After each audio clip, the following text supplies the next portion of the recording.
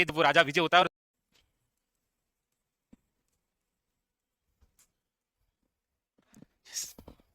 दास प्रथा। वैसे देखा जाए तो दास प्रथा होती क्या है? वैसे हम देखें तो जैसे कोई राजा है, किसी राज्य पर आक्रमण करता है, और उस आक्रमण के तहत जब वो राजा विजय होता है और सामने वाली सेना के जो कुछ सैनिक बचते हैं, फिर चाहे आप महिलाएं हो या पुरुष, उन सबको कैद करके अपने राज्य में लेकर आ जाता है और उनको क्या बना देता है? दास। एक तो ये है। दूसरी बात ये भी थी कि जैसे कोई प्रारंभ के अंदर कोई व्यक्ति किसी राजा के अधीन हुआ और दास बना, तो फिर उसकी सारी पीढ़ियां उसकी क्या बन जाती है? दास। हो सकता है जिस समय जो बंदा आया था उस समय उसकी घर की कंडीशन ठीक नहीं रही होगी और वो राजा का दास बन गया, और उससे जो कुछ पैसा मिल रहा था उसकी वजह से उसने अपने बेटे को पढ़ाया और बेटा बन गया आईएएस। लेकिन उस हिसाब से तो वो उसका क्या होना चाहिए था? इस बात का फिर आगे चलकर विरोध हुआ। तो अंग्रेज था एक जिसका नाम है लॉर्ड विलियम बेंटिक, उनके द्वारा 1832 में दास प्रथा पर रोक लगा दी गई, कानून बना दिया गया। तो हमारे लिए जो क्वेश्चन बन सकता है उसमें सबसे पहले तो आप ये लिखिए, लॉर्ड विलियम बेंटिक द्वारा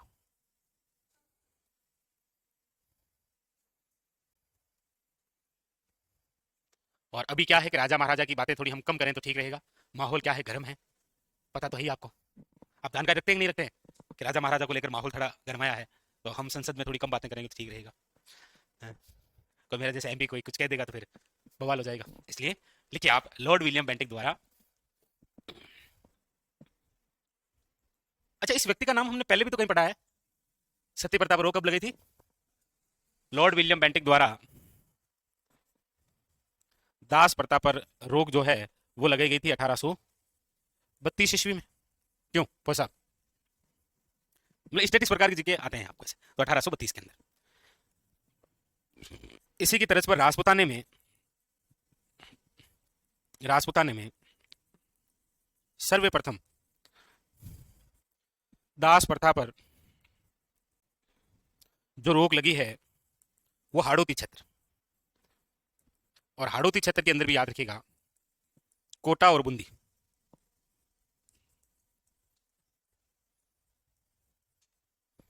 तो 1832। अब सर्वप्रथम पूछ लेना तो आपको ध्यान रखना है कौन सी रियासत है? कोटा। जैसे सर्वप्रथम सती प्रथा पर रोक कौन सी रियासत में लगी थी? बूंदी के अंदर। कब लगी थी? 1822 में। लेकिन लॉर्ड विलियम बेंटिक के नियम के बाद में कौन सी पहली रियासत थी? तो अलवर थी, वो 1830 के अंदर। समाधि प्रथा पर रोक लगाने वाली पहली रियासत कौन सी थी? जयपुर। कब लगी थी? 1847। 44 47 में मानव व्यापार पर रोक लगी थी। सही। डाकन प्रथा पर रोक कब लगी थी? 1853। उदयपुर। बाल विवाह पर रोक सर्वप्रथम मारवाड़, 1885। अनमेल विवाह पर सर्वप्रथम रोक अलवर, 10 दिसंबर 1903, सवाई जय सिंह।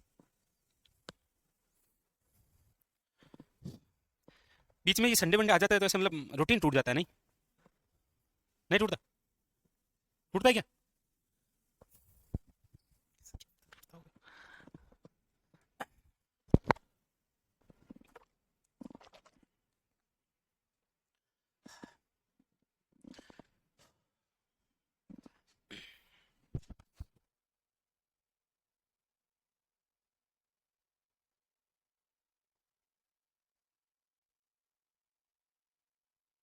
लिख ली। अब आप हेडिंग लगाइए, अगली जो एक कुप्रथा है वो है त्याग प्रथा, नंबर 9। नंबर 9 लिखिएगा, त्याग प्रथा। त्याग प्रथा।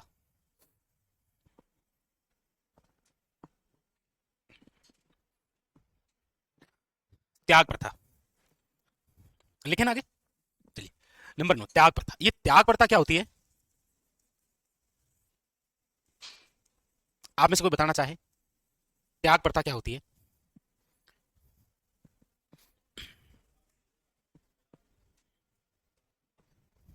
हम मतलब ऐसे शब्दों को देखकर हम समझे तो यही है, मतलब कोई त्याग कर देना, जबकि ये प्रथा बिल्कुल नाम के विपरीत है।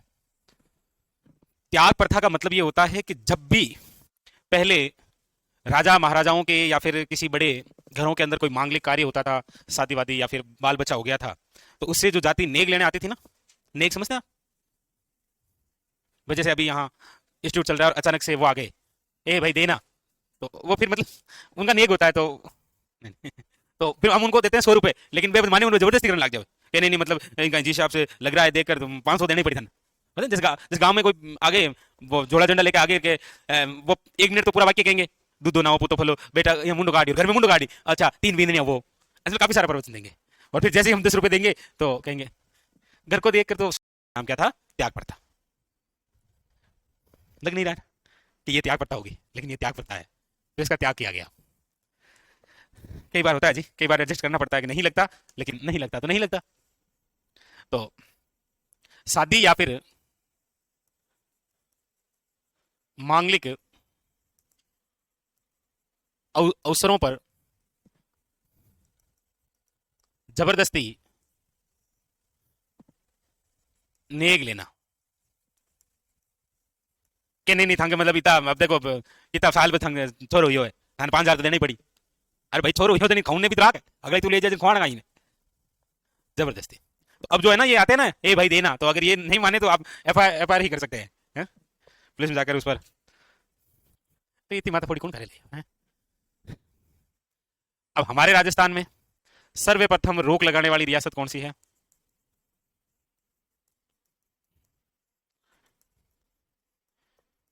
और फिर क्या है, सच बताए ना आपको, तो ये एक माहौल बन जाता है जी। जैसे कोई आता है मांगने, तो हम क्या सोचते हैं, ये बद्दुआ दे देगा, नहीं, जैसे उसकी दुआ से तो हमारा सब कुछ चल ही पड़ेगा। अगर भाई उतना ही सही तो होता तो भिखारी अपने एक दूसरे को दुआ दे देते, भाई सारे भिखारी मिलकर एक दूसरे को दुआ दे देते और कहते बन जा तुम करोड़पति, तो बन जाते फिर।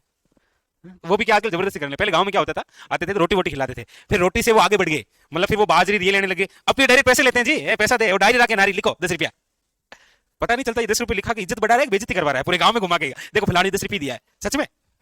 हाँ, क्या। तो सर्वप्रथम रोक लगाने वाली जो रियासत है इस त्याग प्रथा पर, वो है मारवाड़। मारवाड़ ने इसका त्याग किया था सर्वप्रथम, मारवाड़ रियासत। 1841 ईस्वी की बात है ये। और इस समय जो राजा रहा है वो कौन है देख लो, मानसिंह है क्या? मानसिंह राठौड़ी है, मानसिंह राठौड़, सन्यासी राजा।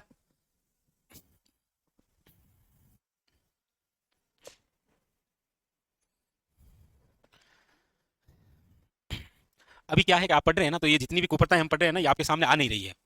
जब आप कमाने लगेंगे तो ये सारी कुप्रताओं से होकर गुजरेंगे आप। वजह से घर में दो चार टापर उगाते थे, सोच बाल विवाह कर ही दिया। अभी तो क्या ठीक है, चल रहा है। आगे चले, अब लिखेगा अगली एक जो प्रथा है वो है आपके सामने सागड़ी प्रथा। इसे आप, अच्छा सागड़ी प्रथा क्या कहलाती है, ये भी तो क्वेश्चन, हाँ यस, बंधुआ मजदूरी। बंधुआ मजदूरी निम्न में से क्या है? सागड़ी प्रथा। एक बार केवल इतना ही क्वेश्चन आता है ऐसे नाम से ही, ऑब्लिक करके लिखो बंधुआ मजदूरी, ये क्या मामला है, ये क्या होता है, सागड़ी प्रथा या बंधुआ मजदूरी, ये देखो क्या होता है। तो वैसे सागड़ी प्रथा या बंधुआ मजदूरी की हम बात करते हैं, तो इसमें क्या होता है कि पहले जो महाजन वर्ग हुआ करते थे वो किसी गरीब व्यक्ति को पैसे देते, हालांकि लेने भी वही आया करते थे, तो किसी महाजन वर्ग द्वारा किसी गरीब व्यक्ति को पैसे देना, और फिर उस पैसे का जो ब्याज है, उस ब्याज के बदले में यदि खेत में काम करवा रहा है तो उसे बोलेंगे आप हाली प्रथा, और यदि उसी ब्याज के बदले में घर का नौकर बनाकर काम करवा रहा है तो उसे बोलेंगे चाकरी प्रथा। इसमें खुद में दो प्रथा और है। पहले तो हम ये समझते हैं कि सागड़ी प्रथा क्या होती है। तो आप कहेंगे भाई अब यहां पर ऐसे कोई बड़ा सेठ तो लिख नहीं सकते ना कि किसी सेठ, इसलिए एक शब्दावली है, किसी महाजन वर्ग, किसी महाजन वर्ग द्वारा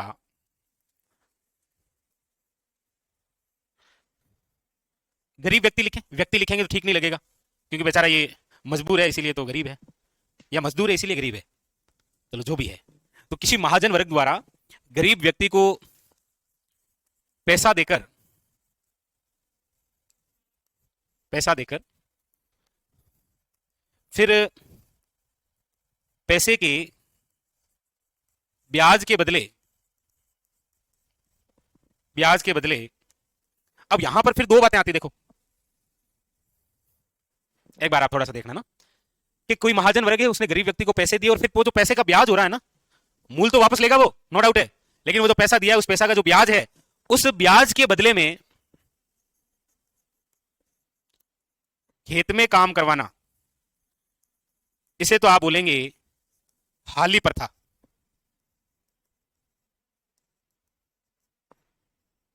क्या बोलेंगे? हाली प्रथा। और यदि उस पैसे के ब्याज के बदले घर में नौकर के समान काम करवाना, इसे बोलेंगे आप क्या? चाकरी प्रथा। और आप इस शब्दावली में एक प्रथा और भी निकाल सकते हैं, क्या? बेगारी प्रथा भी यही है। भाई इसने काम किया लेकिन इसका पैसा नहीं मिला ना, कि पैसा तुम्हें दे दिया पहले, उसका ब्याज के बदले में ये काम। तो हाली प्रथा आ जाए, चाकरी प्रथा आ जाए, सागरी प्रथा, और यहीं पर हम नोट करके लिख लेते हैं वो एक शब्द, बेगारी प्रथा।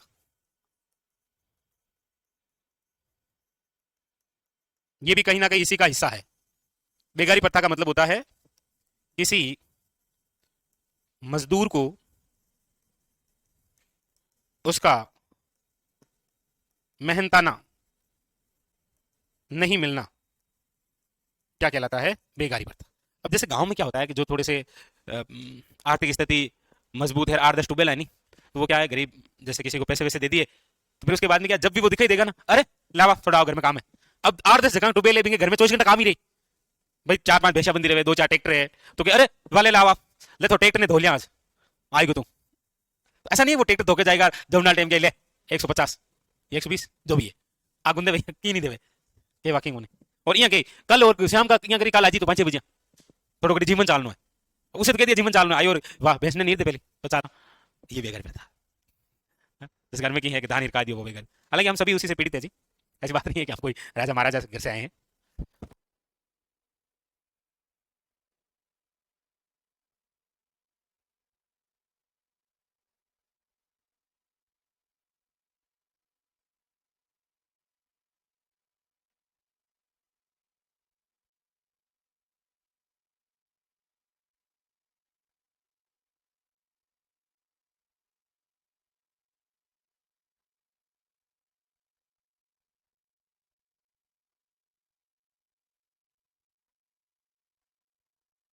लिख ली। तो ये सारी चीजें जो है वो कहीं ना कहीं एक ही प्रकार से जुड़ी हुई है, ठीक है। तो सागड़ी प्रथा क्या होती है, हाली प्रथा क्या है, चाकरी प्रथा क्या है, और बेगारी प्रथा ये क्या है। हालांकि इससे संबंधित सरकार ने कानून बना दिया है। गांव में थाने को येलो पाड़ ले या मन को पाड़ ले तो आप हजार कानून में शिकायत कर सका की, नोट करके लिखो। आपको पता है ऐसा एक केस हुआ था अभी, सागड़ी निवारण अधिनियम, मतलब गंगानगर की एक लड़की है जो टीचर बनी थी। टीचर बनने के बाद में उसे पता चला था कि उसके जो फादर हैं वो किसी जिसके मतलब जमींदार हैं, वो 2-4 टूबेल हैं उनके उनके वहां पर काम कर रहे हैं पिछले 25 सालों से। उसने केस ठोक दिया, मतलब गया था कहीं फिर वहीं रह गया, फिर उन्होंने भी जाने नहीं दिया, बोला पैसा मांगते हैं तो यहीं काम कर। उधर से उसकी बेटी बड़ी हो गई, वो टीचर बन गई। टीचर बनने के बाद में पता चला पापा जी बटे, ये तो फिल्म हो गई जी। तो ऐसी तो बनती है। सागरी निवारण अधिनियम बनाया गया 1961 में, आप सर्च कर लेना आपको मिल जाएगा वो आज भी। गंगानगर की कोई ऐसी घटना है, हाँ गूगल पे मिल जाएगा आपको। अच्छा ट्यूबवेल में गूगल पे मिल जाएगा।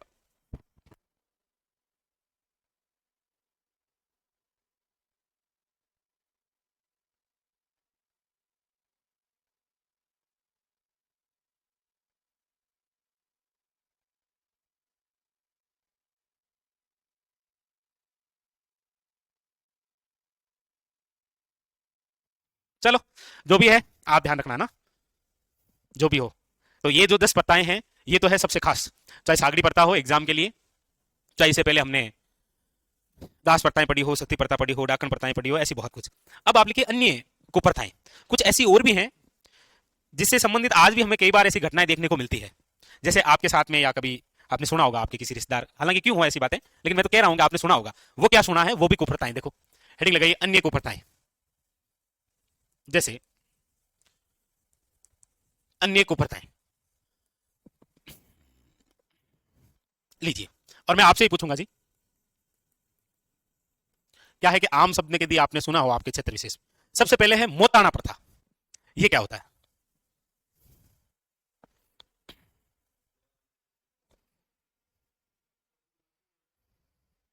मतलब ठीक है आप समझ गए, लेकिन समझा नहीं पाएंगे। समझ तो गए आप में से और कोई? बिल्कुल बिल्कुल सही है।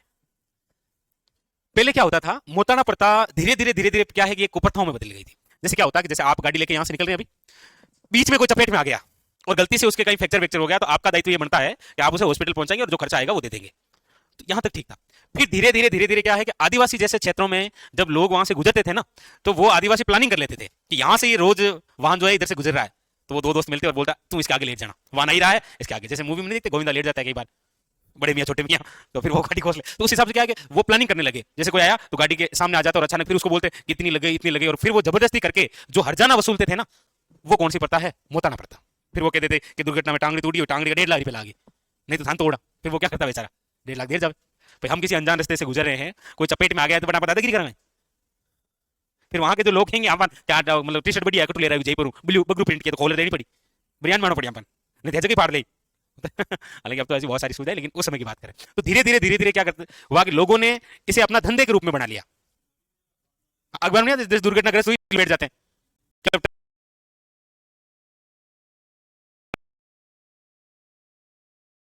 मतलब ट्रक ने उसे कुचल दिया तो सरकार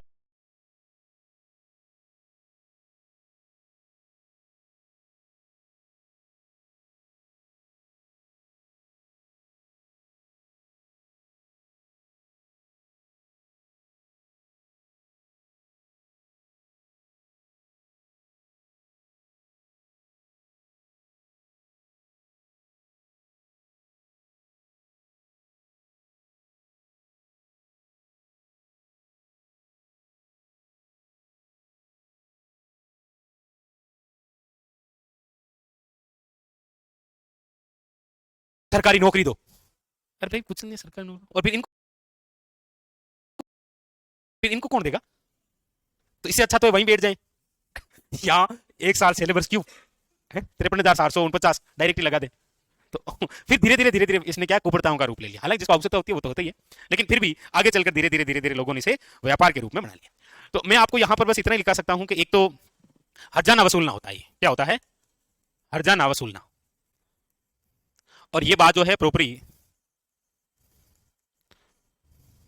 दुर्घटना के समय, यानी किसी व्यक्ति द्वारा उसके वाहन के चपेट में आने पर जो घायल हुआ है व्यक्ति, उस घायल व्यक्ति के घर वालों द्वारा उस वाहन चालक से जो पैसा वसूला जाता है उसे क्या कहते हैं, मोताना प्रथा या हर्जाना वसूलना।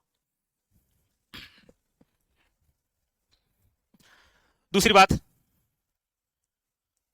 हमारे राजस्थान के अंदर ऐसा कहते हैं आज भी ये एक प्रथा है जो जारी है, चारी प्रथा। और यदि मैं उस राजस्थान के क्षेत्र विशेष की बात भी करूं कि वहां पर आज भी ये होता है, तो लगभग आपको वहां पर ये एग्जाम्पल मिल जाएगा। पहले तो आप में से तो कोई नहीं है ना वहां, वैसे कहाँ है ये राजस्थान में चारी प्रथा, फिर आप में से तो कोई नहीं है, मैं समझ गया। चारी प्रथा में क्या होता है कि लड़की का जो पिता होता है ना, वो किसी दूसरे लड़के के पिता के पास जाएगा और कहेगा मेरी बेटी बड़ी हो गई है, अब शादी वादी करनी पड़ेगी, इतनी हमारी हिम्मत है नहीं, इसलिए मैं चाहता हूँ ये लड़की अब आपके घर में ही रहेगी हमेशा के लिए, बहू बन गई, इसके बदले में फोन पे कर दो 50,000 रुपए। ये प्रथा कौन सी है, चारी प्रथा। इसका मतलब है कि वो अपनी बेटी को डायरेक्ट पैसों के बदले में बेच रहा है।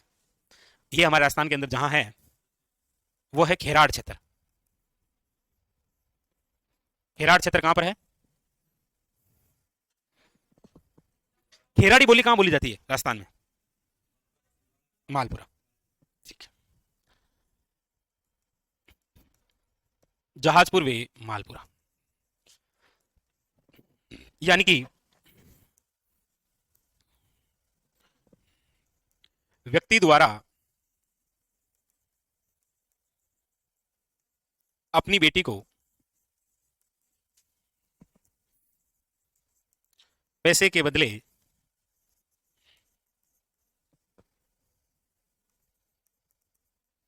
दूसरे व्यक्ति के घर में हमेशा के लिए छोड़ देना।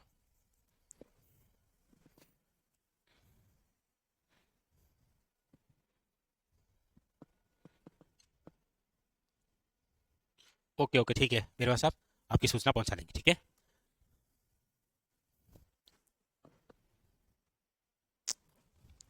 तो ये एक प्रथा हुआ करती थी, कौन सी, जारी प्रथा।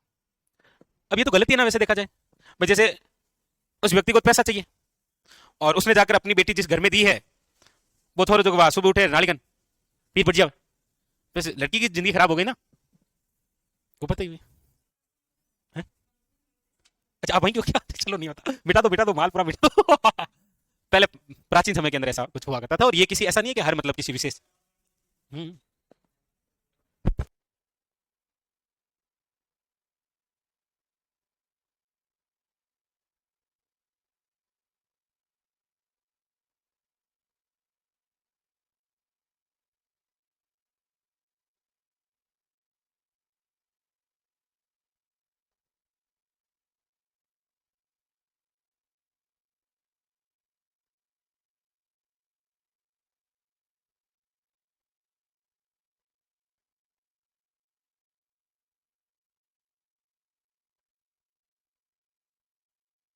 चलो, तो एक मोथाना प्रथा हो गई और एक आपके कौन सी हो गई, चारी प्रथा। ठीक है, आगे।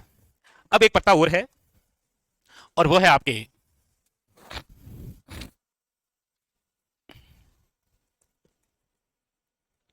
डावरिया प्रथा। ये डावरिया प्रथा क्या होती है? डावरिया प्रथा क्या होती है?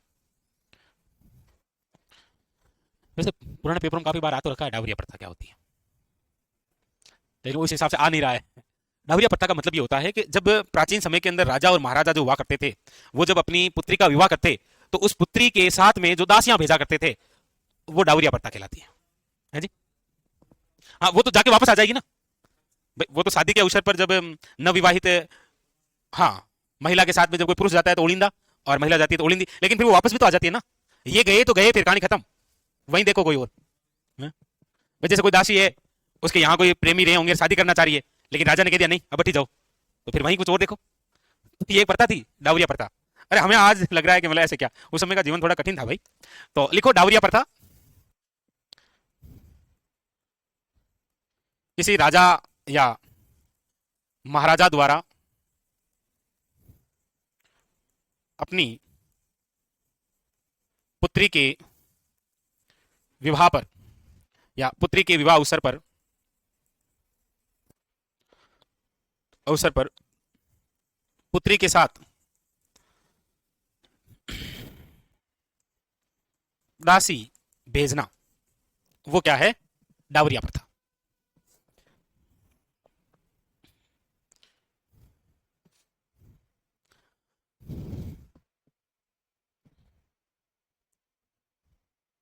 पुत्री के साथ है ना, पुत्री के साथ दासी भेजना, और एक नहीं फिर दो चार भेजा करती थी। हम्म, वही सुबह मेकअप है, स्नान करवाना है, बहुत यही तो काम थे राजकुमारियों के, रानियों के, और कौन सा था। हाँ, वही वही तो गड़बड़ थी ना। जाके वापस आ जाती तो कोई पता ही नहीं थी, आज भी चलती है ओलिंदा ओलिंदी तो वैसे, पर वहां रहकर फिर वहीं स्थायी रूप में रहो तो ये पॉसिबल नहीं है ना। यस,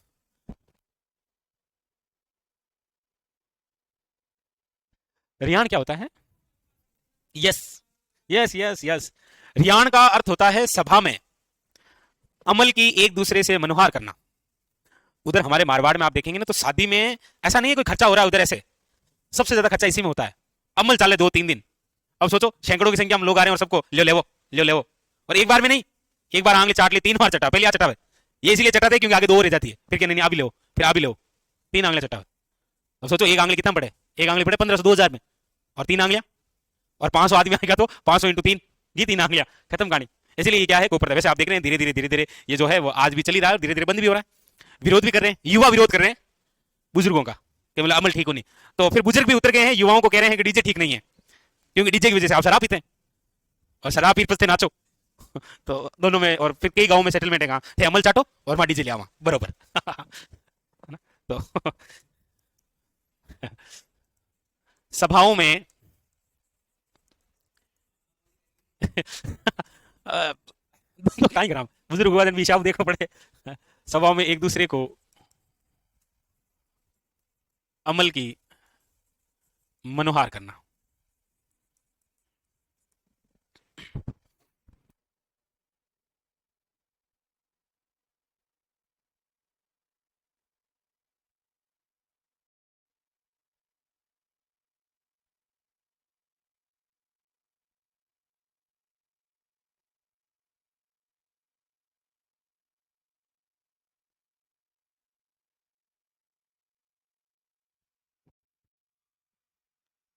अमल नहीं जानते, चित्तौड़गढ़ में अफीम। अरे, अरे माय गॉड, लिखो अफीम। अच्छा, ये ये नाम भी कुछ इस प्रकार से लगता है कि अमल और सार होगा, साइंस के हो ना, तो अमल और सार में उलझ गए, ये अफीम है। यहाँ पर अमल देना पड़ता है ना।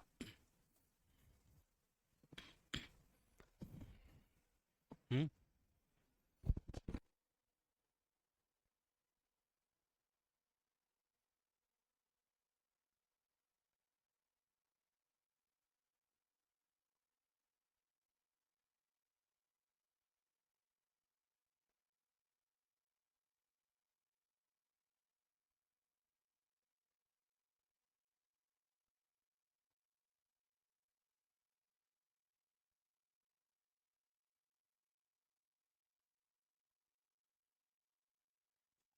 हकीकत है ये।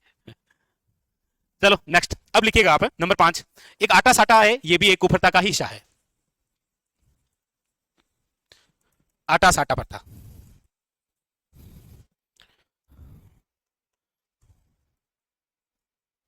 जैसे ये कोई व्यक्ति है, इसको मैं थोड़ा सा अच्छे से आपको समझा देता हूं। ये कोई व्यक्ति ए है, ठीक है, इसके एक लड़का है और एक क्या है, लड़की है। वर्तमान की कंडीशन बता रहा हूं।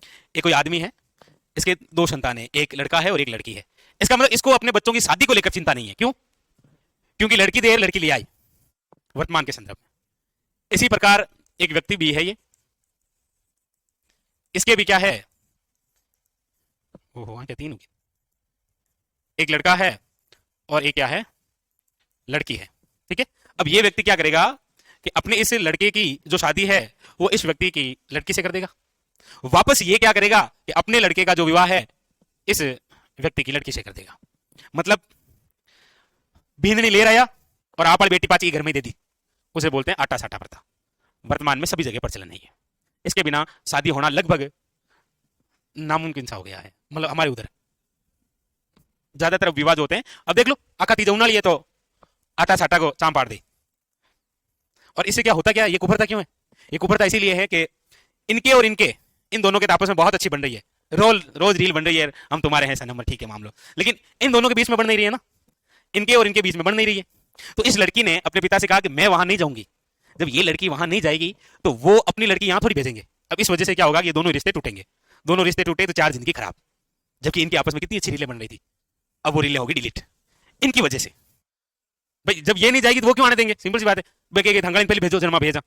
अब इस वजह से ये 4 जिंदगी खराब हो जाती है। अक्सर आप देखते हैं अखबारों में आता रहता है, साटा पट्टा का विरोध होता रहता है। तो मामलो खराब ही है, थान कहीं के वहां। तो अब कैसे लिखोगे इसको? लड़की देकर लड़की लेना। Okay, thank you. किसी घर में शादी के लिए लड़की देकर वापस अपने बेटे के लिए लड़की लेना क्या कहलाता है? आटा साटा। अब जैसे ये तो बता ही दिया मैंने, जैसे मैंने कहा यहां पर ये रिश्ता हो गया, तो कई बार ये ना होकर क्या होता है कि ये जो व्यक्ति है ना, इनकी बहन, इस व्यक्ति की ये बहन मतलब इनकी बुआ होगी। अब इस बुआ को छोरो है, ये बुआ को छोरा ना दे दे, होता है ना कई बार। भाई जैसे ये भी तो आटा साटे हो गया ना, ये दिया है तभी ये लिए वापस, और पाची क्यों मांग बुआ छोरा दे दियो, पिंग लाइन 3 टब हुए कोनी कई बार में। जैसे जैसे आंपा हो जाता है, काका नहीं हो जाए, आंपा कहेगा कि वाह कोई नहीं मैं मांगल दे दूं और काका छोरा ने पन्ना, तो ऐसे भी फिर वो टूटता है, तो वो फिर वो सारी रिले डिलीट होती है, फिर तो पूरी टूटेगी, ये पूरी लाइन टूटेगी। सही बात है, बड़ा मामला खराब है जी। चलो, और एक वो आट्या साट्या प्रथा लिखी थी आपको, कौन सी जनजाति में थी? आट्या साट्या, पत्नी की अदला बदली। कंजर में थी क्या? कंजर में तो थी। चलो बस कंप्लीट। बस ये है मेन हमारे राजस्थान के अंदर कुप्रथा है। हालांकि मेन तो वो थी जिसके अंदर सती प्रथा, डाकण प्रथा, आपके समाधि प्रथा, बाल विवाह प्रथा, अनमेल विवाह प्रथा, वो सारा कुछ ठीक है। लेकिन अब आप नोट लगाइए और एक दो बात वो लिख लेते हैं। भाई जैसे ये तो कुप्रथाएं थी, कुछ तो ऐसी बात थी जो लोगों को लगता था कुप्रथाएं हैं, लेकिन वो ठीक है मामलो। जैसे विधवा विवाह, हालांकि पूछा तो नहीं गया है, लेकिन पूछा जाए कभी कि हमारे राजस्थान के वह एकमात्र कौन से ऐसे राजा थे जिन्होंने सर्वप्रथम विधवा विवाह को लेकर बढ़ावा दिया था। मतलब कोई छोटी उम्र में उसका पति मर गया है तो उसमें उसका क्या दोष है? जिंदगी अकेले गुजारना बहुत मुश्किल है, चाहे लड़का हो चाहे लड़की हो, कोई भी हो। तो यदि मतलब जैसे किसी लड़की की उम्र 25-26 हुई है, तब तक पता चला उसका पति मर गया, तो वो विधवा हो गई। अब उसका आगे का जीवन कैसे चलेगा? इसीलिए हमारे रियासती एक राजा थे जिनका नाम था सवाई जयसिंह, जो कि आपके जयपुर के हैं। उन्होंने सर्वप्रथम बढ़ावा दिया था किसको? विधवा विवाह को। तो ये लिखो, सवाई जयसिंह द्वारा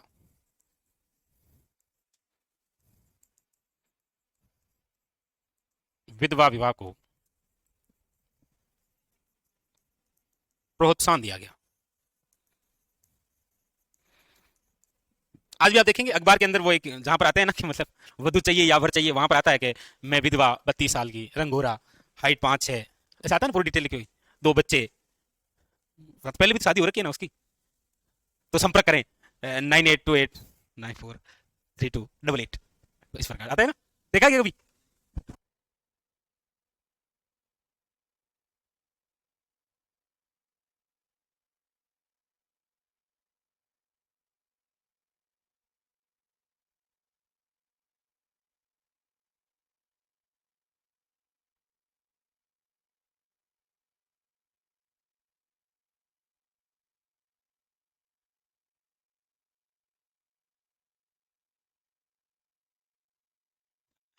सही। अब हमारे राजस्थान के एक ऐसे व्यक्ति हैं जिनकी पुस्तक है विधवा विवाह, कौन है,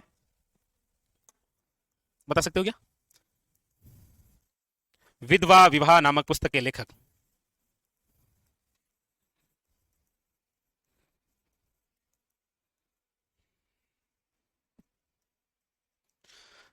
नाम सुना है आपने, सुना सुना लग रहा होगा, चांदकर्ण शारदा। हर विलास शारदा ने मुद्दा उठाया बाल विवाह का, इन्होंने मुद्दा उठाया विधवा विवाह का। मतलब कुछ तो करेंगे, हम भी करेंगे इसमें क्या कुछ भी। तो ये तो बात हो गई हमारे राजस्थान के अंदर कुफरताओं से रिलेटेड। अब हम चर्चा करते हैं रीति रिवाज के अंदर सबसे पहले जन्म से संबंधित।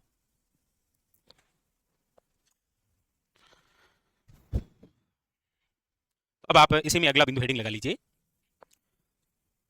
जन्म से संबंधित रीति रिवाज, जन्म से संबंधित रीति रिवाज।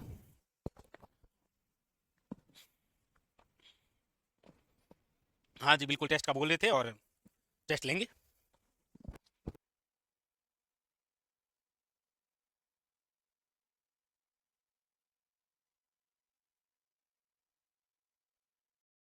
लग वही रहा है, जन्म से संबंधित रीति रिवाज। हाँ, तो इसमें भी कुछ ऐसे भाग आ जाएंगे जो कुप्रथा का हिस्सा होंगे। अब जन्म से संबंधित रीति रिवाज में सबसे पहले हम बात करते हैं तो वो है संस्कार। और कुल संस्कार कितने होते हैं? 16 संस्कार होते हैं। कितने होते हैं? 16 संस्कार। क्या हो, कितने बताए? कोई नहीं, 2-4 और देख लें, ऊपर नीचे कर लें, जगह में 4-5 बताऊंगा नहीं, वैसे होने चाहिए आपके, सही बताया 24 होने चाहिए, लेकिन ये नहीं करना कहीं। तो 16 संस्कार हैं, जिनमें से याद रखिएगा 3 जो संस्कार हैं ये जन्म से पूर्व हैं। मतलब जब बच्चे का जन्म होता है ना, उस जन्म से पहले 3 संस्कार हो जाते हैं। तो हम अपने जीवन में 3 ये तो नहीं देख पाएंगे, और एक संस्कार जो है अब मतलब क्या ही बोलूं मैं, अंतिम संस्कार जो है वो हम नहीं देख पाते हैं ठीक है, वो अंतिम संस्कार है। एक संस्कार जो है वो मृत्यु के बाद होता है, जिसे बोलते हैं अंतिम संस्कार। मतलब ऐसा कभी पूछे कि कुल संस्कार 16 होते हैं, तो जन्म से पहले 3 और मृत्यु के बाद में 1, मतलब हम। हाँ हाँ, जन्म से पूर्व संस्कार कौन कौन से हैं? बिल्कुल 3 ही है, जैसे गर्भाधान है, पुष्पवन है और सीमंतोनयन है, 3 ही होते हैं। और एक जो मृत्यु के बाद लोग करते हैं, अंतिम संस्कार। बस बस यही है, यही जीवन है जी, 16 संस्कारों से जुड़ा हुआ। बस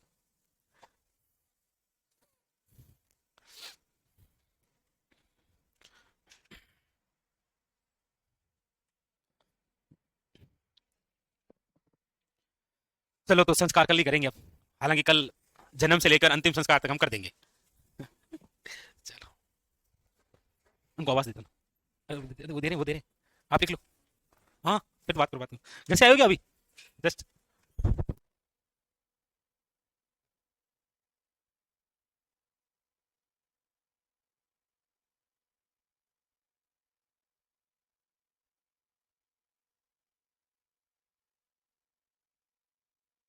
कर्म से लिखते हैं सारे, लेकिन सबसे पहले मैं जन्म से जो पूर्व है वो लिख देता हूं एक ही साथ में। जैसे पहला जो है वो है गर्भाधान, दूसरा है पुष्वन, और तीसरा है सीमंतोनयन। अब यहां से क्वेश्चन बढ़ेंगे क्या क्या। पहला क्वेश्चन तो ये बन गया कि निम्न में से दिया गया वह संस्कार जो जन्म से पूर्व होता है, और ऑप्शन आ जाएगा आपके सामने, गर्भाधान, पुष्वन, सीमंतोनयन और जात क्रम। तो आप देख लेंगे जात क्रम, जो कि जन्म से पूर्व नहीं होता है। जन्म से पूर्व होने वाले ये 3 ही संस्कार हैं। नाम याद करो इनके, ये नाम याद हो गए? पूछ लूंगा मैं, ठीक है। गर्भाधान, और ये जो सारे संस्कार हम पढ़ रहे हैं ना, ये पुत्र प्राप्ति से ही संबंधित रहेंगे केवल, सॉरी, पुत्री से संबंधित नहीं रहेंगे, क्योंकि प्राचीन समय के अंदर पुत्री का जो जन्म है वो एक अभिशाप माना जाता था। ठीक है। गर्भाधान का मतलब आप सब जानते हैं कि एक महिला जब गर्भ धारण करती है तो वो पहला संस्कार होता है।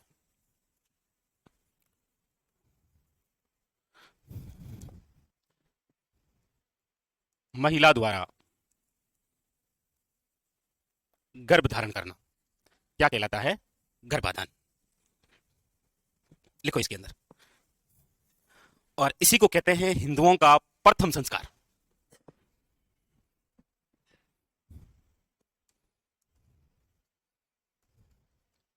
हिंदुओं का प्रथम संस्कार।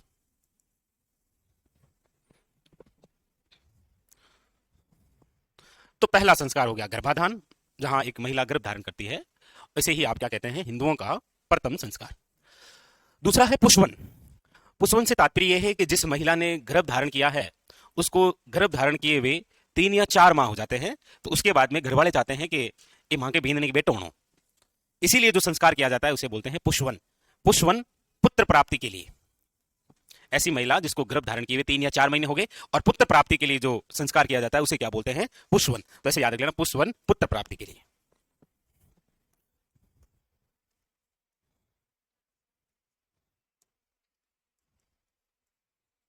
गर्भ धारण के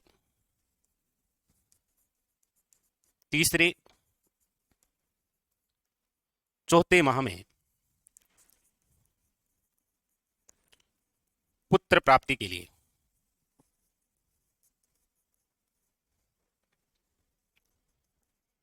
किया गया संस्कार। हालांकि अब तो आजकल इतनी सारी विधियां आ गई है कि उससे पता लग ही जाता है कि मतलब पुत्र होगा पुत्री होगी। नहीं नहीं, मैं उसकी बात नहीं कर रहा हूं, टेक्नोलॉजी वाली की उसकी बात नहीं कर रहा हूं, अनुभव की बात होती है यहाँ।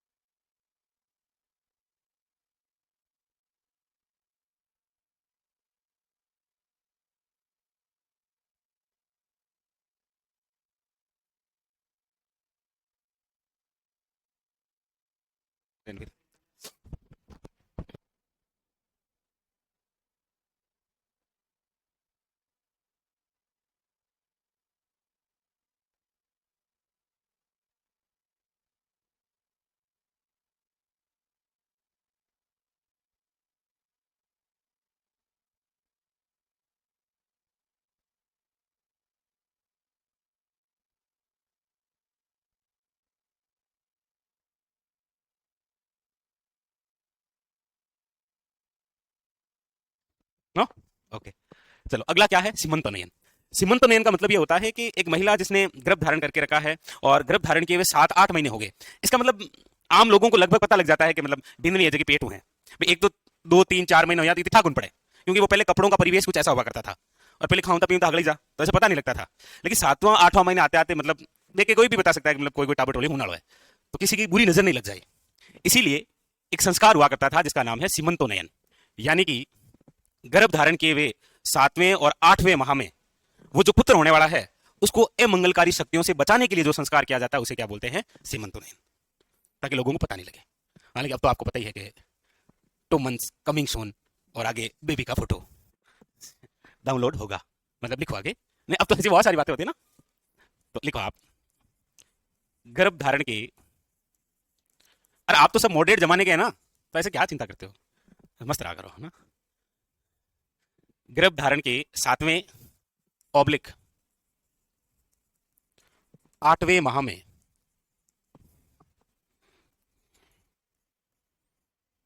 पुत्र को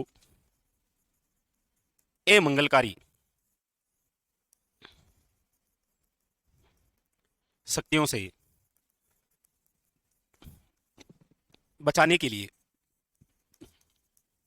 किया गया संस्कार सीमंतोन्नयन कहलाता है।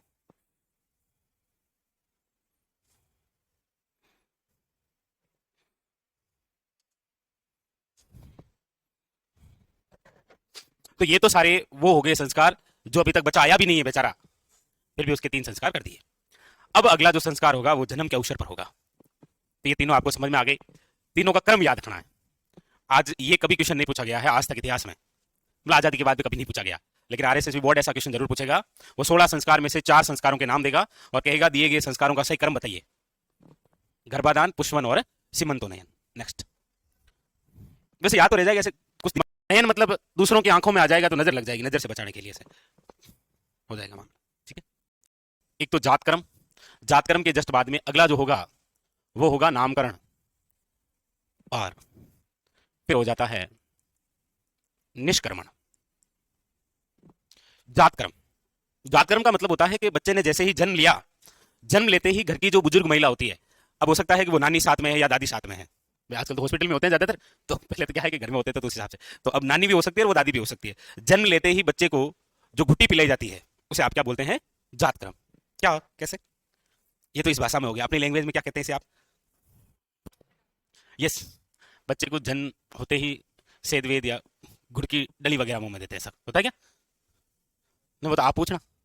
तभी तो ऐसे मतलब देख कर कहते नहीं है कि मतलब जैसे एक तो चेहरा देख कर कहते हैं शक्ल किस पर गई है, एक लक्षण देख कर कहते हैं ये किस पे गया है। जैसे कोई तेज गुस्से वाला है तो क्या, हाँ इन्हें तो घुट्टी दादी की दी उड़ी है, बोलते हैं ना सर। तो ये वही है जो आपके साथ पहली बार हुआ था इस दुनिया में आते ही, जात कर्म। तो लिखो इसके अंदर है जी।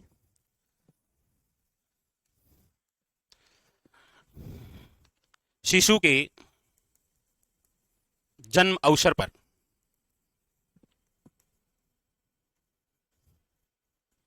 घर की बुजुर्ग महिला द्वारा शिशु को घुट्टी पिलाना वो होता है जात कर्म। हालांकि इसमें बहुत सारे और भी कार्यक्रम होते हैं, जैसे कुछ समय के बाद में घर का जो समझदार होता है, घर वाले कोशिश करते हैं कि ये जो शिशु ने जन्म लिया है इसके कान में कोई बात कही जाए। ये भी होता है कैसे? आपने भी कभी आपको भी ऐसा अवसर मिला है घर में कि नहीं नहीं बुलाओ ओ कहीं कान में कही, या घर वालों ने कहा नहीं तो आंत रही रहे, आज में फूंक देते हैं, फूंक भी देते हैं और उसमें कुछ कहते भी हैं, कोई एक बात कहते हैं। अभी अवसर नहीं मिलेगा आपको इसके लिए, 4 बार सीटी भी चाहिए होती है, ऐसे थोड़ी होता है? तो ये जात क्रम हो गया, जन्म लेते ही घुट्टी पिलाई जाती है उसे जात क्रम बोलते हैं। फिर होता है नामकरण, यानी कि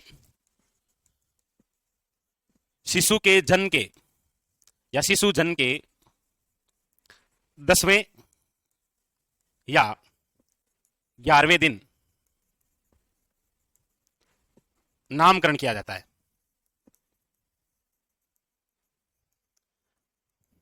पहले मतलब जो नाम आ जाया करता था,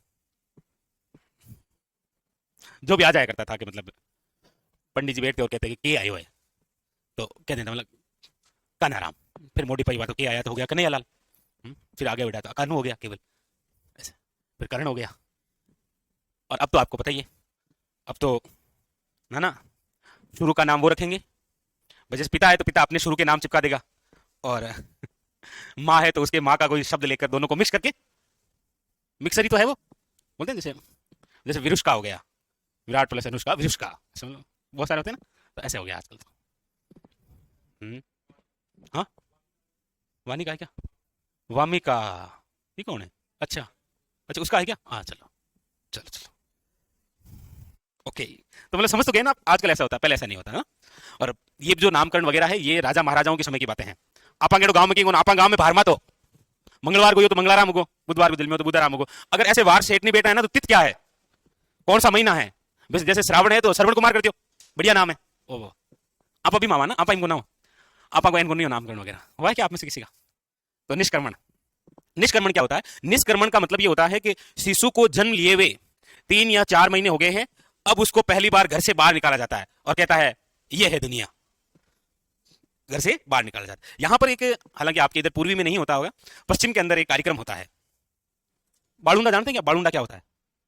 बालुंडा जैसे हमारे पश्चिम के अंदर क्या होता है कि महिला के जब पहला बच्चा होता है ना, तो वो उसके पीहर में होता है, ससुराल में नहीं होता है।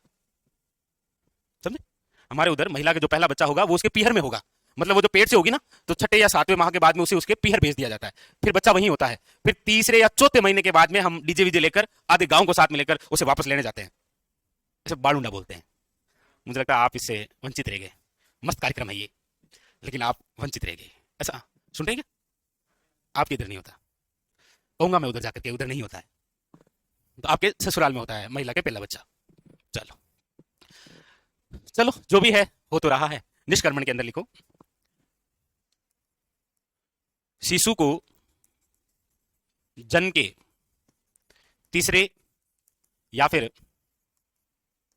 चौथे माह में पहली बार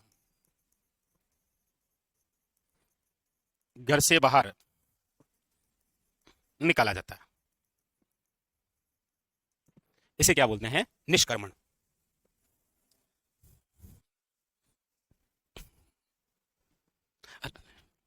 गर्मी का एहसास नहीं होना चाहिए।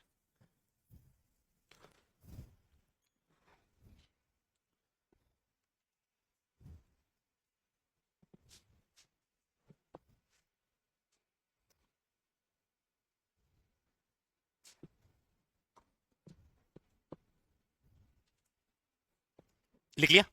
आगे चलें? तो घर से बाहर तो निकाल ही दिया है। अब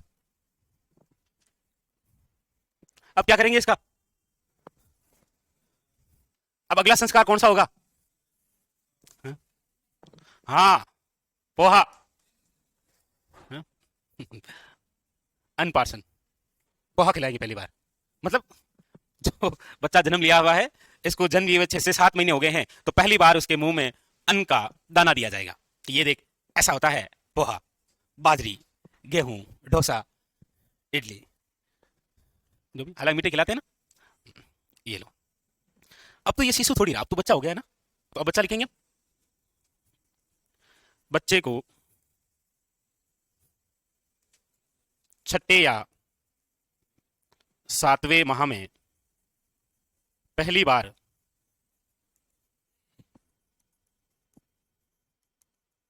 अन्न खिलाना क्या होता है? अनपार्सन।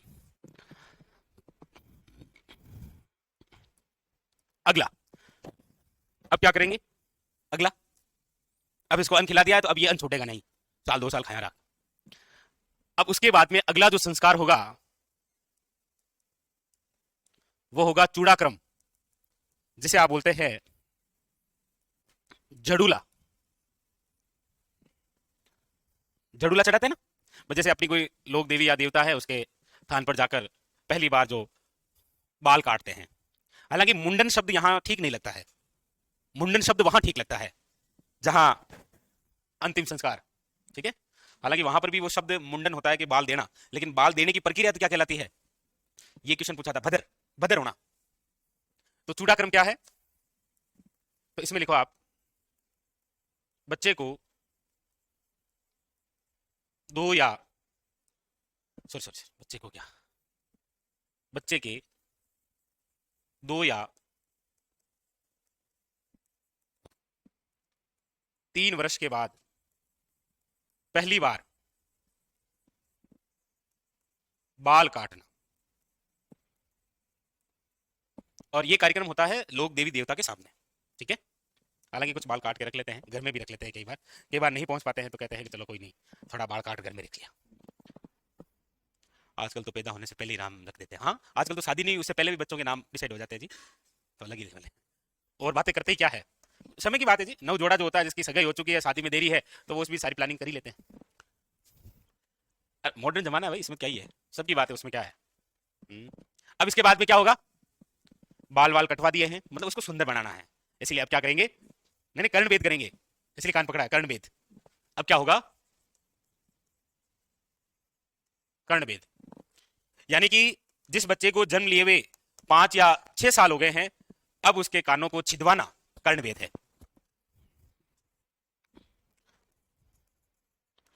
बच्चे के जन्म के 5वें या 6ठे वर्ष में कान छिदवाना कर्णवेद है। बस बाल काट, पहली रोटी खाने का दी, बस बाल काट दिया, कानम पेरा दिया। अब ठीक है बच्चा, इसीलिए अब इसको कहां भेज देंगे? नर्सरी में। अब जाता हूं पढ़न, मतलब इसको भेज देते थे गुरुकुल में पहले। यानी कि अगला जो संस्कार होगा वो होगा विद्यारंभ, यानी कि यहां से उसकी शुरुआत हो जाएगी पढ़ाई की। लिख लिया? लिख लिया? लिखिए नंबर 10, विद्यारंभ।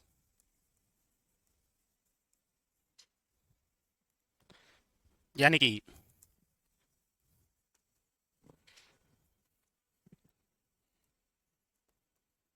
बच्चे को 5वें या फिर 6ठे साल में, वर्ष में ठीक रहेगा ना, 5वें या 6ठे वर्ष में विद्या आरंभ के लिए भेजना। मतलब स्कूल भेजना है ये पहली बार, सरकार भी तो ये कहती है ना, बच्चे का एडमिशन जो होगा वो 6ठे साल में होगा। ऐसा कुछ सुनते हैं क्या आप? सुनते हैं सरकारी विद्यालयों में? ऐसा नहीं है 3 साल को आप एडमिशन, वो लेते नहीं, एडमिशन भी नहीं लेते हैं। हाँ, यहाँ पर है प्राइवेटों में 2 साल को यो नर्सिंग में फिर केजी, फिर यूकेजी, फिर प्रीप पर, फिर फर्स्ट। क्या क्या हो गया आजकल? आप इसी दौर से गुजरे हो क्या? तो विद्यारंभ मतलब गुरुकुल में प्रवेश करवा दिया। अब अगला जो संस्कार होगा वो होगा आपके जेनव संस्कार। ये क्या होता है? जेनव संस्कार क्या होता है? इसमें क्या करेंगे? हाँ? मतलब आपने देखा है यहां पर एक धागा सा पहनते हैं, फिर वो जेनव धारण करते हैं। मतलब अब ये जो संस्कार है ये बता रहा है कि ये पहले गुरुकुलों के अंदर ही हुआ करता था, जो गुरुकुल में जाते थे, जेनव को धारण करना। और उसके बाद में अगला जो संस्कार हुआ करता था वह है वेदारंभ, यानी कि वेदों का अध्ययन। मतलब आप ये समझ लो ये सीटी है और ये उसके बाद में वैकेंसी है, मतलब ये रिट प्री है और ये 3rd ग्रेड है। वेदों का अध्ययन करने से पहले आपको क्या करना, धारण क्या करना पड़ता है? जेनव संस्कार। जैसे आप बोलते हैं उपनयन, है ना, इसमें एक नाम लिखा ना, उपनयन बोलते हैं इसे। उपनयन इसका दूसरा नाम होता है, जेनव धारण करना या उपनयन बोलते हैं इसे।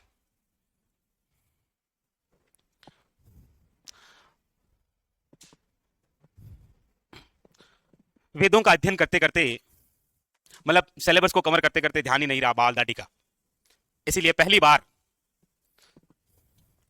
बार वो जो बच्चा है जिसके हल्की हल्की सी दाढ़ी आई है, मूंछ आई है, वो कटवाना कौन सा संस्कार है? केशांत। देखिए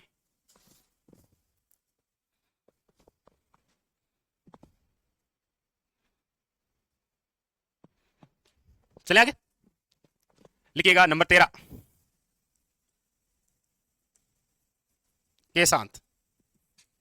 यानी कि यौवन अवस्था में पहली बार दाढ़ी वे मूंछ कटवाना, दाढ़ी वे मूंछ कटवाना क्या कहलाता है? केशांत। ये संकेत हुआ करता था पहले कि मतलब अब टाबर जवान हो गए, अब शादी करनी पड़ी। वेदों का अध्ययन कर लिया, उसके बाद में अच्छा सा दाढ़ी वाड़ी मूंछ कटवा ली, और उसके बाद में फिर इसका होता है अगला जो संस्कार, वो होता है समावर्तन। क्या होता है? समावर्तन। समावर्तन का मतलब क्या होता है? ये कौन सा संस्कार है समावर्तन? यस, शिक्षा ग्रहण करने के बाद में गुरुकुल से घर वापसी जो होती है उसे क्या बोलते हैं? समावर्तन। है जी? अच्छा, ऊपर जो घूम रहा है उसे देख रहे हो क्या? चलो लिखो इसमें, पहले गुरुकुलों में यही हुआ करता था कि शिक्षा ग्रहण करने के बाद गुरुकुल से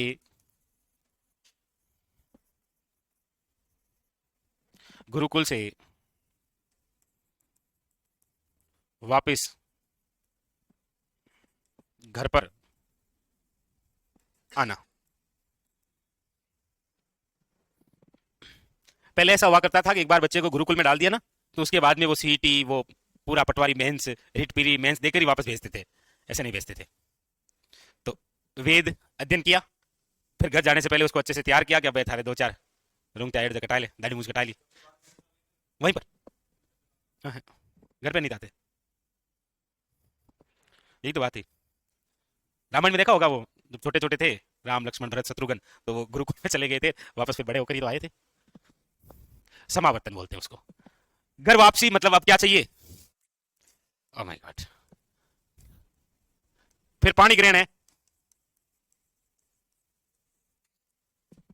पाणी ग्रहण शाम को 6 बजे, मतलब विवाह,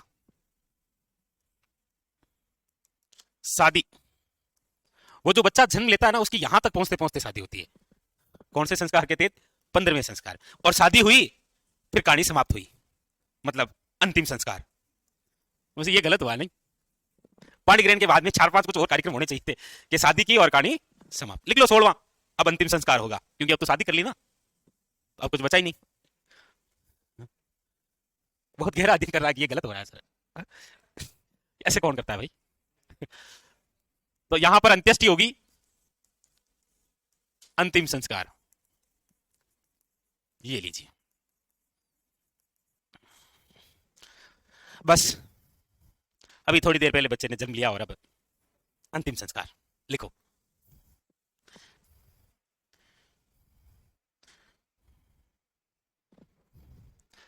तो है जी,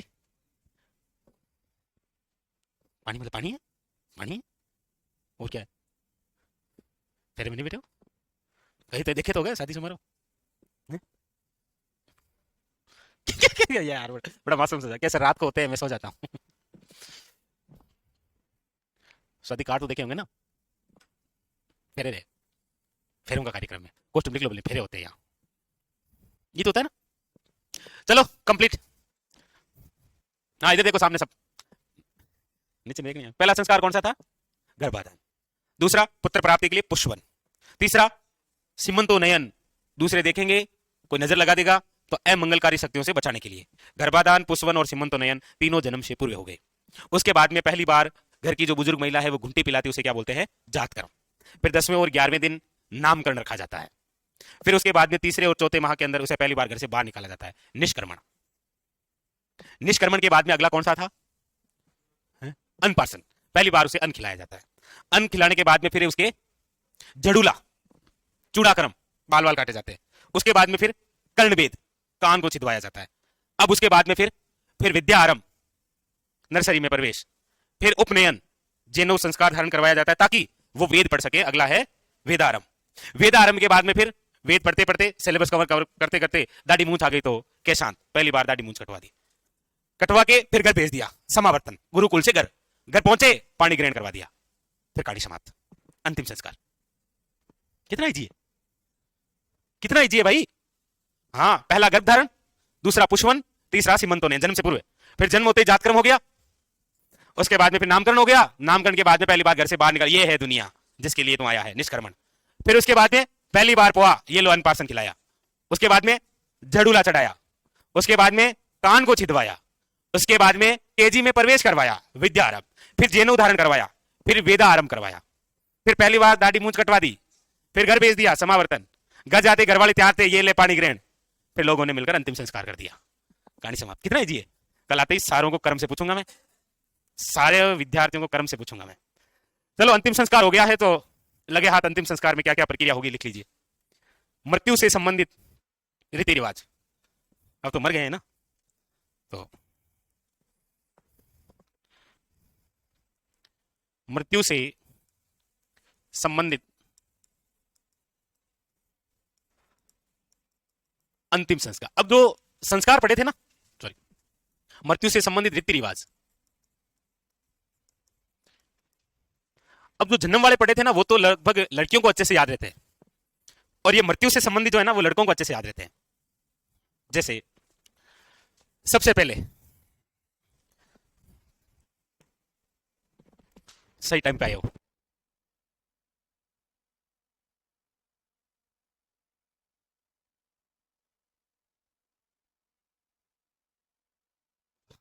तो शुरू करते हैं मृत्यु से संबंधित रीति रिवाज।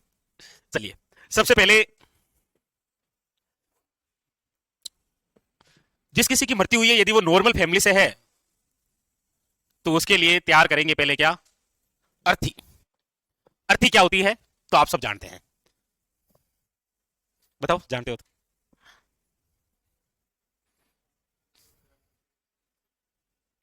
अरे बताओ, हाँ हाँ वैसा बोलो। स्ट्रक्चर यानी कि मृत व्यक्ति की या मृत व्यक्ति के शव को अंतिम संस्कार के लिए जिसके माध्यम से ले जाया जाता है, उसे क्या बोलते हैं? अर्थी। लिखो इसमें, मृत व्यक्ति के शव को, हाँ रामोतार बिल्कुल सही है, मृत व्यक्ति के शव को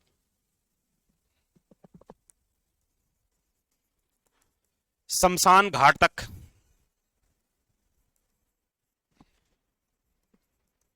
ले जाने के लिए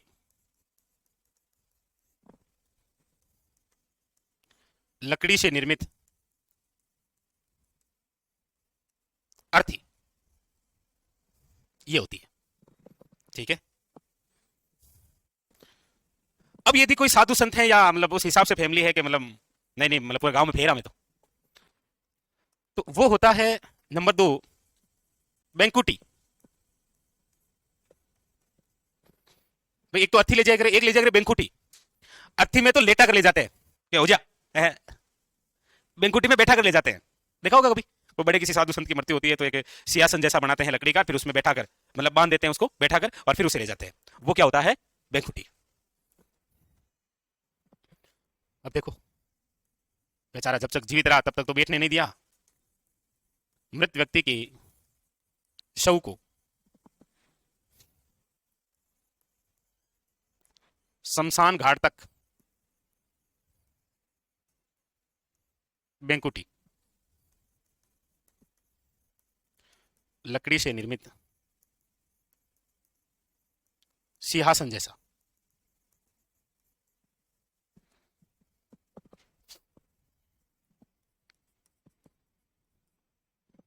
बैंकुटी पर बैठा कर ले जाना। ये तो वो 2 साधन है जिसके माध्यम से मृत व्यक्ति को शमशान घाट ले जाना है। ठीक है, क्या बोलते कैसे इसमें, जैसे घर से अग्नि वाला टाइम तो सपाट, हो बेटे हम तो लांपो देनो है।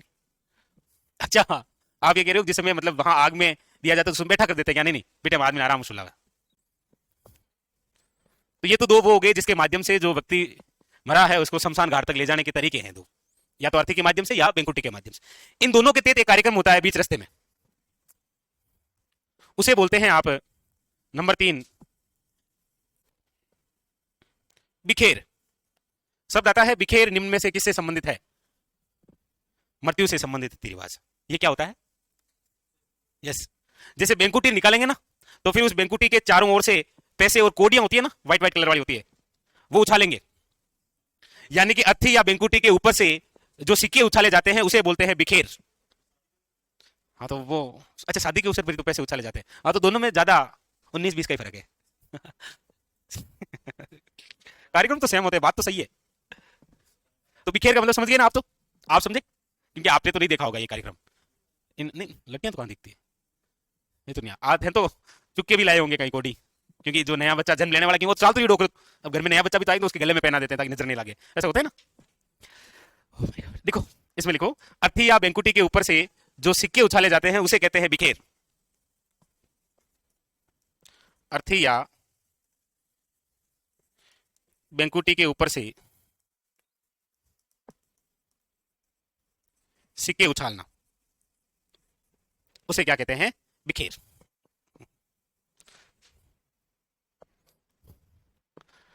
अब जब अर्थी, प्रोपरी अर्थी से संबंधित बात है ये, बैंकुटी की तो नहीं है। अर्थी व्यक्ति मृत व्यक्ति के घर से लेकर शमशान तक जाते हैं ना, तो बीच के अंदर क्या है कि उसकी दिशा घुमाई जाती है, कुछ समय के लिए रेस्ट करवाई जाती है, या फिर जो आगे और पीछे करते हैं ऐसा कुछ, अलग अलग क्षेत्र में अलग अलग कोई परंपरा होगी। उस कार्यक्रम को बोलते हैं आधेटा। अर्थी को शमशान घाट तक ले जाने तक के बीच रास्ते के अंदर जो आराम करवाते हैं उसे क्या बोलते हैं? आधेटा। मतलब कि आधेटो आएगो, थोड़ा रुको। लिखा आपने ये? नंबर 4 लिखो, आधेटा। सीधा वन लाइनर क्वेश्चन आया है। आधेटा निम्न में से किससे संबंधित है? मृत्यु से संबंधित रीति रिवाज है। यानी कि अर्थी को बीच रास्ते में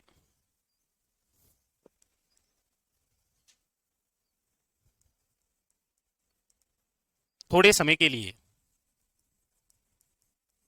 रोकना या अर्थी की दिशा बदलना,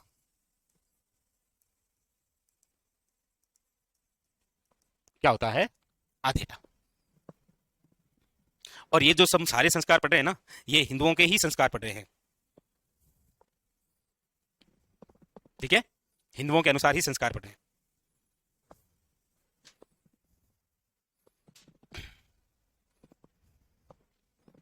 शाबाश। अंतिम यात्रा पर जाने के लिए वाहन होता है अर्थी। सही है, बिल्कुल सही है। उसके बाद में फिर घर से निकले, सिक्के उछाल दिए, बीच में रुक भी गए, अब पहुंच गए हैं शमशान घाट।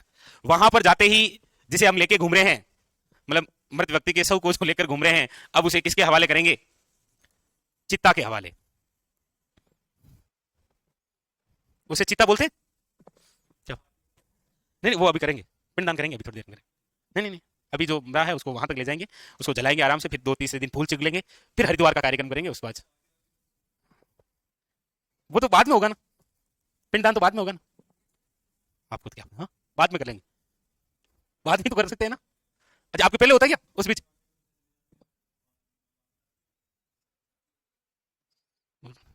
मौत में खाना तो किसका खाना होता है? चलो चित्ता लिखो आप। मृत व्यक्ति के शव को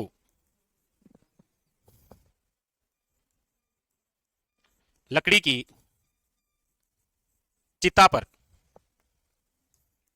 सुलाना, जैसा कि अभी प्रिय विद्यार्थी कहेंगे, व्यक्ति का, या लकड़ी की चिता, या फिर आप लिख लेना सैया बोलते हैं क्या? मौत की सैया पर सुलाना, वो मौत की सैया ही तो होती है, अंतिम बेड। चिता पर लेटा दिया है, बस अब लगा दो लांपा। अगला जो कार्यक्रम होगा वो कौन सा होगा? लांपा बोलते हैं, या फिर इसे बोलते हैं मुखाग्नि। मुखाग्नि यानी कि जिस बुजुर्ग की मृत्यु हुई है, उसका जो बड़ा बेटा है वो उस चिता को, या उस चिता में आग लगाता है, उसे क्या बोलते हैं? मुखाग्नि। या हालांकि ये लांपा शब्द ठीक नहीं लग रहा है, लेकिन क्या करें कि लांपो दे देना। लिखो, मृत व्यक्ति के बड़े भाई यदि इसका है, या बड़े पुत्र द्वारा चित्ता में आग लगाना, या फिर सही शब्दों में कहे तो चित्ता को अग्नि के हवाले करना। लेकिन थे ये लिख जो थे यहां हो मुझे,